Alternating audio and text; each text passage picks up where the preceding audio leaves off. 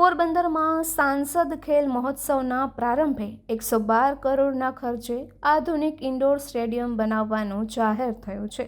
ઉપરાંત મહાનગરપાલિકાના 41 કરોડના વિકાસ કાર્યનું ખાતમુહૂર્ત અને લોકાર્પણ પણ કરાયું છે. પોરબંદરના સાંસદ અને કેન્દ્રીય શ્રમ યોજગાર ખેલ અને યુવા બાબતોના મંત્રી ડોક્ટર મનસુખભાઈ માંડવિયાએ પોરબંદર લોકસભા વિસ્તારના સાંસદ ખેલ મહોત્સવનો પ્રારંભ કરાવ્યો હતો. સ્પોર્ટ્સ સંકુલ ખાતે આયોજિત મહોત્સવના પ્રારંભ પ્રસંગે લોકસભા વિસ્તારમાં સમાવિષ્ટ પોરબંદર, જૂનાગઢ અને રાજકોટ જિલ્લાના રમતગમતમાં ઉત્સુક યુવાનોએ મોટી સંખ્યામાં ઉપસ્થિત રહીને સૌનો જોમ અને જુસ્સો વધાર્યો હતો. 14 ડિસેમ્બરથી 25 ડિસેમ્બર સુધી ચાલનારા સાંસદ ખેલ મહોત્સવના પ્રારંભે કેન્દ્રીય મંત્રી ડોક્ટર મનસુખભાઈ માંડવિયાએ રમતવીરોને સંબોધતા જણાવ્યું કે વડાપ્રધાન નરેન્દ્રભાઈ મોદીના નેતૃત્વમાં રમતગમતને ખૂબ જ પ્રોત્સાહન આપવામાં આવી રહ્યું છે. કેન્દ્રીય મંત્રીએ આગામી 5 વર્ષમાં પોરબંદર લોકસભા વિસ્તારમાં 100 યુવાનો રમતગમત ક્ષેત્રે રાજ્ય અને દેશમાં રાષ્ટ્રીય સ્તરે તૈયાર થાય તેનું પણ વિઝન રાખવામાં આવ્યું છે, એમ પણ જણાવ્યું હતું. આ પ્રસંગે ધારાસભ્ય અને વન અને પર્યાવરણ મંત્રી અર્જુનભાઈ મોઢવાડિયાએ જણાવ્યું હતું કે સાંસદ અને કેન્દ્રીય મંત્રી મનસુખભાઈ માંડવિયાએ પોરબંદરમાં 112 કરોડના ખર્ચે ઇન્ડોર સ્ટેડિયમની પણ મંજૂરી આપી છે.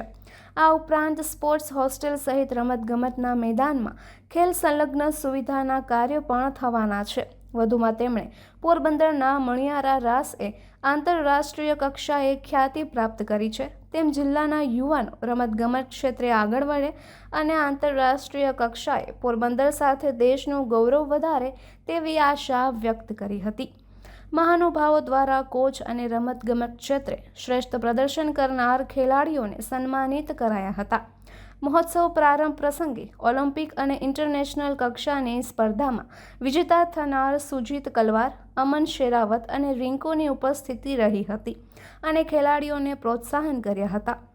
ખેલ મહોત્સવના પ્રારંભ કાર્યક્રમ પ્રસંગે શહેરી વિકાસ અને શહેરી ગૃહ નિર્માણ વિભાગ દ્વારા શહેરી વિકાસ વર્ષ 2025 અંતર્ગતના પોરબંદર મહાનગરપાલિકાના વિવિધ વિસ્તારોમાં ₹35.37 કરોડના વિકાસ કામોનું ખાતમુહૂર્ત તેમજ ₹5.53 કરોડના પૂર્ણ થયેલ વિકાસ કામોનું લોકાર્પણ કરવામાં આવ્યું હતું. મહાનુભાવોના હસ્તે મહાનગરપાલિકાની સોલિડ વેસ્ટ મેનેજમેન્ટ અને સ્વચ્છતા કામગીરીને વધુ સશક્ત બનાવવા માટે 2 JCB તથા ગાર્બેજ કલેક્શન માટેના 18 વાહનોને લીલી ઝંડી આપી પ્રસ્થાન કરાવવામાં આવ્યું હતું. આ પ્રસંગે ધારાસભ્યો મહેન્દ્રભાઈ પાડલિયા, અરવિંદભાઈ લાડાણી, દેવાભાઈ માલમ, કલેક્ટર SD ધાનાણી, જિલ્લા ભાજપ પ્રમુખ ડોક્ટર ચેતનાબેન તિવારી, શહેર પ્રમુખ સાગર મોદી સહિતના અગ્રણીઓ ઉપસ્થિત રહ્યા હતા. निपुल पोपट, पोरबंदर टाइम्स। अंदर मेरे लोकसभा क्षेत्र में आज सांसद खेल महोत्सव का प्रारंभ हुआ।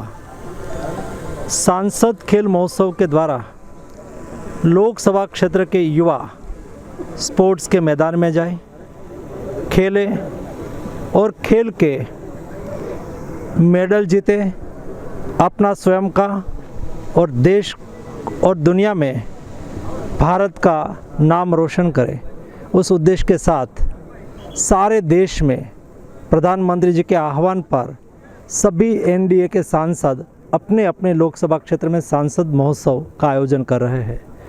मोदी जी के नेतृत्व में देश बदल रहा है, देश आगे बढ़ रहा है, नया भारत का निर्माण हो रहा है।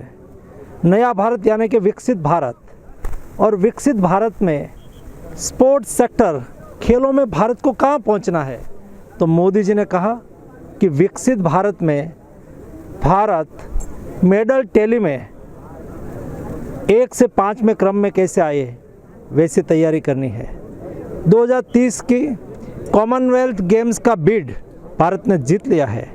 कॉमनवेल्थ गेम्स में भारत के एथलीट को तैयार करना, भारत के युवाओं में स्पोर्ट्समैन स्पिरिट को डेवलप करना, देश के युवाओं में स्पोर्ट्स एक कल्चर के रूप में हमेशा बने, इस दिशा में प्रयास करना, इस उद्देश्यों को सिद्ध करने के लिए सारे देश में NDA के सांसद खेल महोत्सव में भाग ले रहे हैं, खेल कर रहे हैं।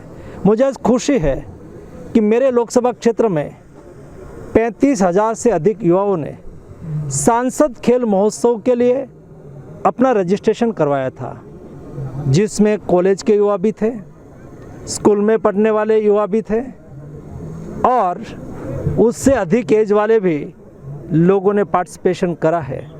मेरा पक्का विश्वास है सांसद खेल महोत्सव से कई ऐसे एथलीट निकलेंगे जो आने वाले दिनों में हमारा लोकसभा क्षेत्र, राज्य और देश का गौरव बढ़ाएगा।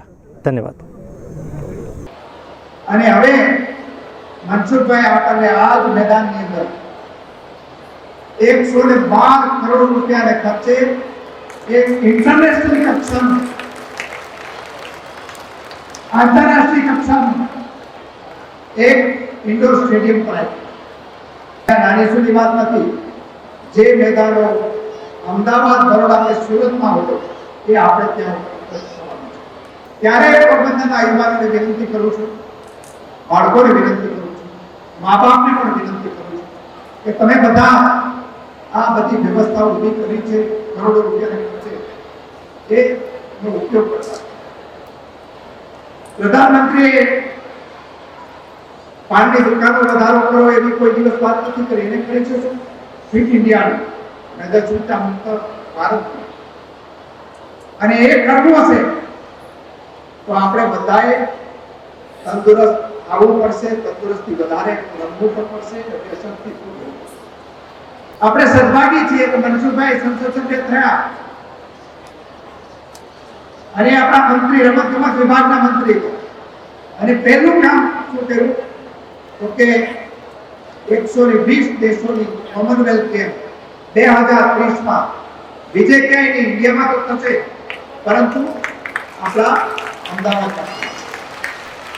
અને હકીકતે આપણી ઓલિમ્પિક 2036 માં થવાની છે એનું રિહર્સલ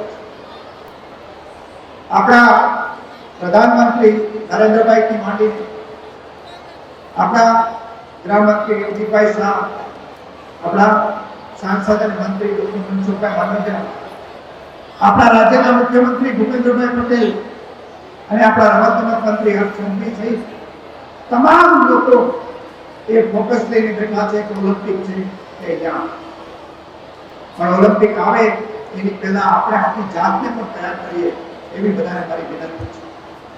જે રીતે આપણો મણિયારો છે આંતરરાષ્ટ્રીય કક્ષાએ બધી જગ્યાએ ગાજે છે, એવા જ રમતગમતની અંદર એ ક્રિકેટ હોય, ફૂટબોલ હોય, હોકી હોય, ઇન્ડોર ગેમ હોય કે પછી બધી પ્રકારની એથ્લેટિક્સ હોય, બધાની અંદર આપણા ખેલાડીઓ નંબર 1 લઈ આવે એવી શુભેચ્છાઓ સાથે આજે भारत माता की, भारत माता की, भारत माता की, वंदे वंदे। तो આજે મારે મારા લોકસભા વિસ્તારના બધા જ યુવા એથ્લેટ માટે ભાષણ કરવાનું છે અને એટલા માટે હું આમન શેરાવતને લઈ આવ્યો છું। શેરાભાઈ ઊભા થાજો, તમે ત્રણે ઊભા થાઓ। આ આમન, સુજીત અને રિંકુ, આ ત્રણે આપણે તો ઓલિમ્પિકની વાત કરીએ છીએ ને, આ આમન શેરાવત ઓલિમ્પિક્સની અંદર બ્રોન્ઝ મેડલ જીતી આવ્યો છે। આપણો સુજીત વર્લ્ડ કપની અંદર કુસ્તીની અંદર જીતી આવ્યો છે અને આ રિંકુ મેદાનમાં ઉતરે ને એટલે દુનિયાના પહેલવાનો ધ્રુજવા મળે। આ ત્રણે ખેલાડીઓ છે। આને હું અહીંયા એટલા માટે લાવ્યો છું તો આ ભારતના યુવાનો ઉત્તમ ખેલાડી બની અને દુનિયાના ઓલિમ્પિકને હચમચાવી નાખે એવી તાકાત મારી સામે બેઠી છે। દોસ્તો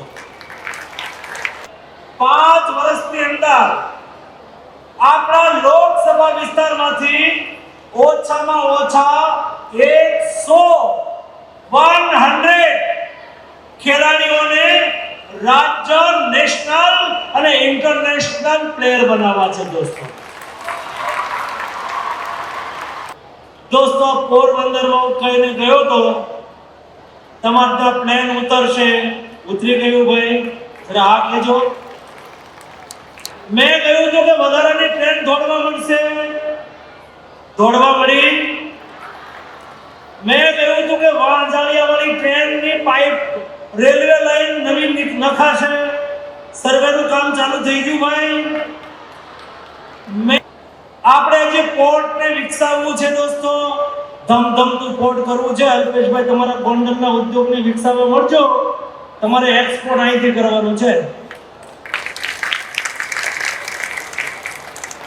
આપણે બધું કરવું છે તો કરશું, પરંતુ મારા દેશના, મારા લોકસભા વિસ્તારના યુવાનો છે ને, એમાં તાકાત પડી છે, એમાં પડેલી ક્ષમતા, એનામાં પડેલું કૌશલ્ય, એનામાં રહેલી આવડત, એ રમત ગમતના માધ્યમથી આપણે ખીલવી